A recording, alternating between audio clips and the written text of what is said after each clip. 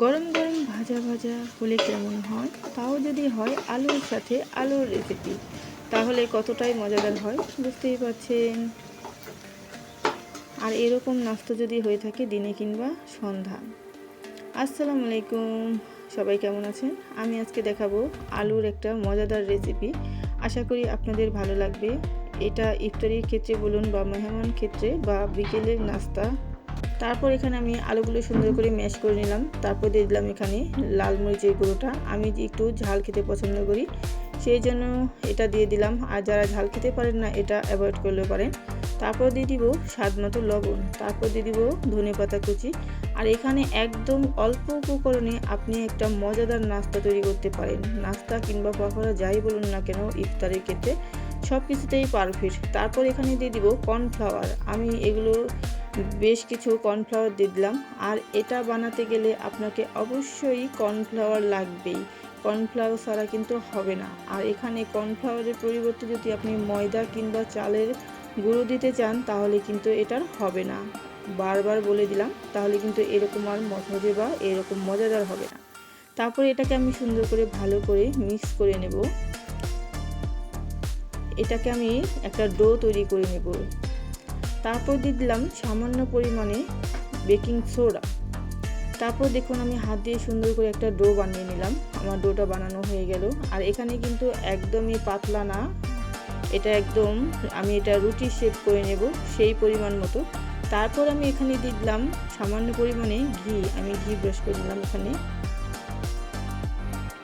ঘিটা দিলাম যেন লেগে না যায়, সেই কারণে। আর একটা ফ্লেভারও আসবে।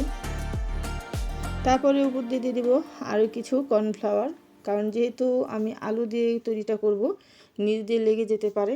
তারপর আমি এই ডোটা দিয়ে ভালো করে এখন সুন্দর করে একটা রুটি শেপ করে রুটি বেলে নেব।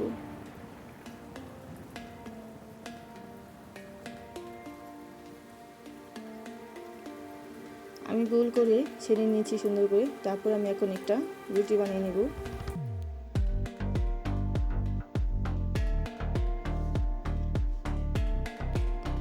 আমি এখন এটাকে একটু মোটা করে রুটিটা বেলে নেব।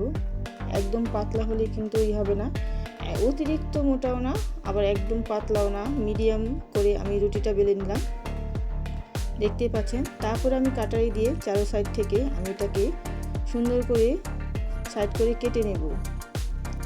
আপনি চাইলে ছুরি দিয়েও করতে পারেন, ঘরে যদি কাটারি না থাকে। আমি সব সাইড থেকে এভাবে চারোদিকে বর্ডার করে নেব, সমান করে কেটে নেব।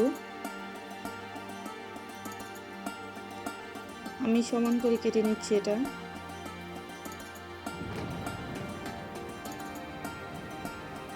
তারপর আমি লম্বা লম্বি করে এখন পিস পিস করে নেব। আমি এখন এটাকে একদম বিস্কুটের মতো ছোট ছোট পিস করে নেব। আগে এটা আমি ছোট ছোট করে শেপ করে নিচ্ছি।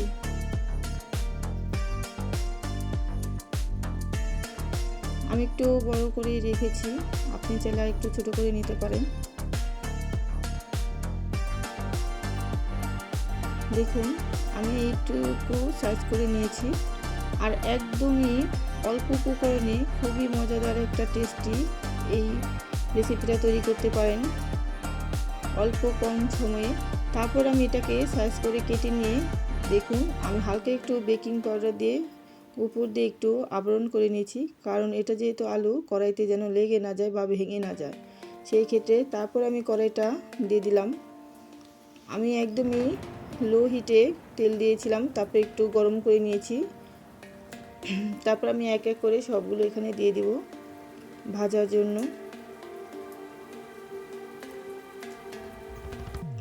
আমি অনেকগুলো এখানে দিয়ে দিলাম।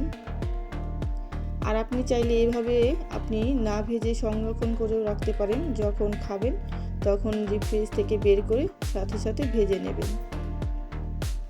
তারপর এটাকে আমি হালকা হালকা করে সুন্দর করে একটু নেড়ে চেড়ে দেবো। আর দেখুন দেওয়ার সাথে সাথেই কিন্তু একদম নিচের সাইডটা মচমচে হয়ে গেছে, দেখেই বুঝতে পারছেন। একটু টাইম নিয়ে এটাকে ভাজতে হবে যতক্ষণ না পর্যন্ত কালারটা আসে।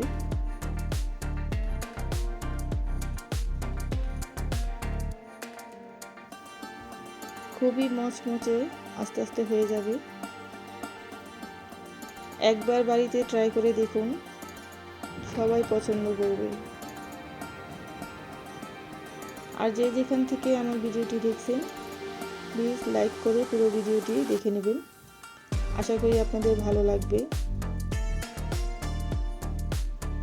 আর যদি আমার ভিডিওটি বেশি ভালো লেগে থাকে তাহলে শেয়ার করতে ভুলবেন না। তারপরে এভাবে আমি অল্প অল্প করে সুন্দর করে উল্টিয়ে পাল্টিয়ে ভেজে নিচ্ছি। একটু সময় লাগবে, তাড়াহুড়ো করলে কিন্তু হবে না।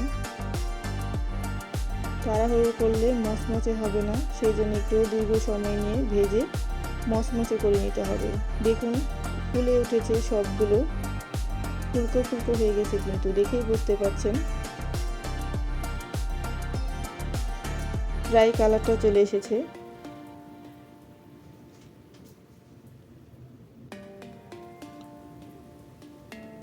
এইভাবে যদি আপনি বাড়িতে সন্ধ্যার নাস্তা ক্ষেত্রে দেন তাহলে দেখবেন সসের সাথে কিন্তু সবাই পছন্দ করে থাকবে, বা সস ছাড়াও এটা খুবই খেতে মজাদার, দুর্দান্ত লেগে থাকে। একবার খেলে আপনি বুঝতে পারবেন। আমিও খেয়েছি, আমার কাছে কিন্তু ভীষণই ভালো লেগেছে। আর যেহেতু এখন রমজান মাস, বাড়িতে ইফতারের সাথে এটা খুবই মানানসই। তারপর দেখুন কালারটা কিন্তু ফাইনালি চলে এসেছে, একদমই কালারটা হয়ে গেছে আর খুবই মচমচে হয়ে গেছে।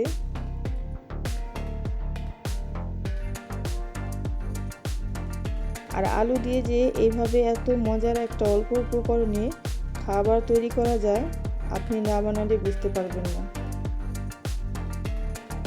তারপর আমি এক এক করে সবগুলো তুলে নেব, আর অতিরিক্ত কালার করব না।